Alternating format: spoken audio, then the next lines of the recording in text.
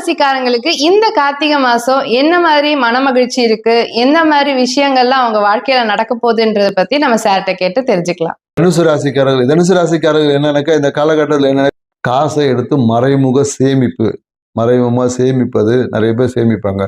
அப்படி இல்லைன்னு வச்சுங்க, இங்க கையில இருக்கிற காசை அவங்ககிட்ட கொடுத்துட்டு ஏமாறுவதற்கும் வாய்ப்பு இருக்கு. சரிங்களா? இல்லைன்னா ஏமாறிய காசு இந்த காலகட்டத்தில் கிடைக்கும். ஏற்கனவே இப்போ ஒரு நண்பர்களுக்கு யாராவது உதவி பண்ணியிருப்பாங்க, ஏதோ ஒரு விஷயத்துக்காக உதவி பண்ணிப்போம். அந்த உதவி இவ்வளவு நாள் வராம இருந்த பணம் இந்த காலகட்டத்தில் உங்களுக்கு வந்து கைக்கு கிடைக்கும். இந்த காலகட்டம் என்னன்னாக்கா நிறைய எஃப்டி போடுவது, பணத்தை சேமிப்பது.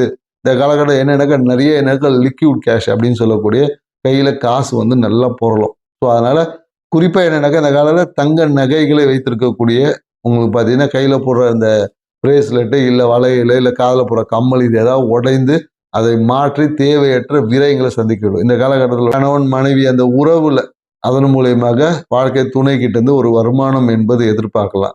ஒரு நாள் காசு கேட்டால் கொடுத்தே இருக்க மாட்டாங்க. இந்த காலத்தில் கேட்ட உடனே ஏதாவது ஒரு பணம் என்பது வரும்.